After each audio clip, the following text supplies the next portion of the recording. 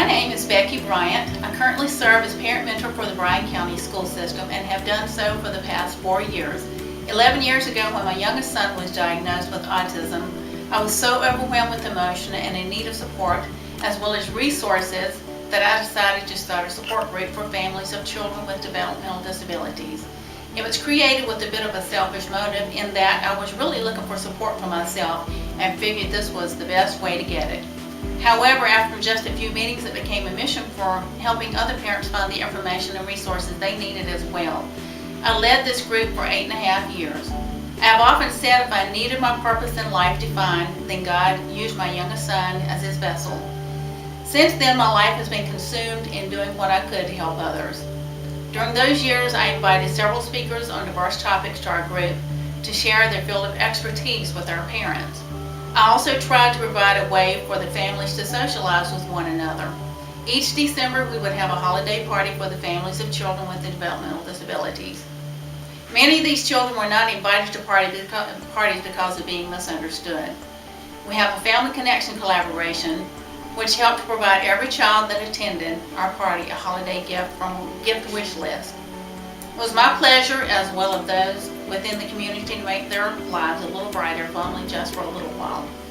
There were many other support groups that splintered from my group. One such group even gained nonprofit status to help families of children with developmental disabilities, on whose board I served for quite a while. Another group that splintered from our group also gained nonprofit status, on which I served as vice president of their executive board. I served 2 years as a family support advocate with Family Connection, in which I helped families of individuals with disabilities. We provided everything from wheelchair ramps to dentures for a young man with Down syndrome who had broken his, to double deadbolt locks for children with autism who may try to flee from their home. While working with Family Connection, my coordinator and I were just sharing one day of our concerns of children with special needs. I told her as a child I always looked forward to field day at my school.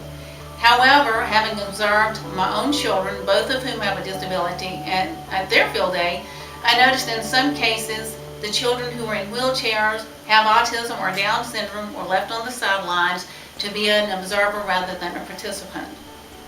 We at this point began a special field day in collaboration with the school system in our county.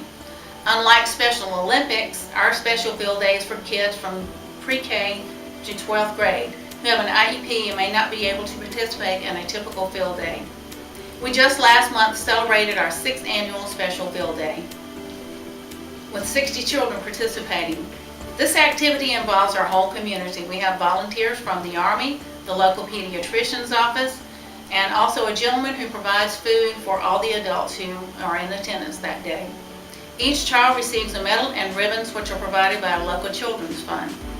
Just a couple of years ago, I spoke with our transition coordinator about helping begin a transition council for our county. The purpose of a transition council is to familiarize the community with our students served through special education before they actually graduate from high school.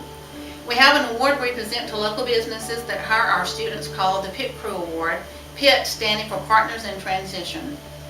Once we present this award to a local business, they will be featured in our local newspaper, which we hope will encourage other businesses to join in the cause. I was recently asked to serve on the Region 5 DHR board, which I am in the process of applying for. I hope to make a difference for parents in educating those who may not know exactly how to advocate for their children. There are many projects that I would like to begin and see successfully carried through, but at this particular point, if I am awarded the grant as a person of impact, I will divide the money between the Transition Council and the local nonprofit support group for children with developmental disabilities who both serve our community. Neither of these groups has a budget, and whatever is spent towards making their efforts successful comes out of their own pockets. And of those who care enough to believe that they will be blessed intrinsically by stretching beyond their own means to help others. We all know that what a sacrifice that is during our financial crisis. I would graciously ask you to consider casting your vote for me so these two groups could keep up the great work they are doing for the citizens in our community who are not always able to speak up for themselves.